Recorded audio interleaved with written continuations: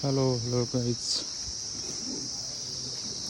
अहिले चाहिँ हाम्रो मौसम विभागले भनेको कुरो चाहिँ लगभग पुगि नै रहेछ।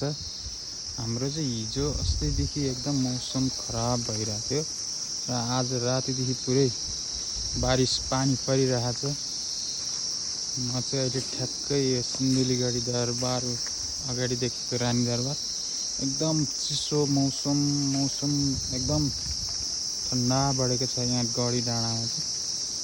म चाहिँ ठ्याक्कै रानी दरबार अगाडि हाम्रो मन्जरी सुट अगाडि छु। हाम्रो गेस्टहरू बारिसको कारणले 2 दिनदेखि रोकिरहेछ। एकदम चिसो चाहिँ एकदमै कडा छ, कडा। मनाङ मुस्ताङतिर हिउँ परेको चिसो जस्तै भइसकेको छ हाम्रो सिन्धुलीगढीमा चाहिँ। हुस्यो लागेर पुरा बाहिर चाहिँ बस्नै नसक्ने अवस्था छ, पुरा हुस्यो। यति बेला हाम्रो यहाँ चकाचक हुने बेला मौसमको कारणले गरेर सुनसान अवस्था छ। अब मौसम विभागले जानकारी दिएअनुसार पुगिरहेछ आजभोलि चाहिँ। हाम्रो चाहिँ आज हिजो अस्ति 2-3 दिन भयो एकदम चिसो चाहिँ एकदमै बढिरहेछ क्या। यो देख्न सक्नुहुन्छ यो अगाडिपट्टि चाहिँ यो रानी दरबार।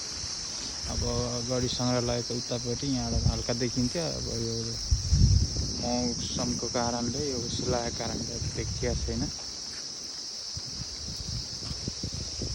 हामी एकदम जाडो कोठामै छौँ। चाहिँ हाम्रो इन्डियन गेस्टहरू हुनुहुन्थ्यो अस्तिदेखि यो चिसो कारणले। आज रातदेखि आज जाने कुरो थियो उहाँहरूको। बारिस भएर उहाँहरू पनि आज पनि यतै रोकिएला जस्तो छ। यस्तै छ। अब सबैजना सुरक्षित रहनु होला।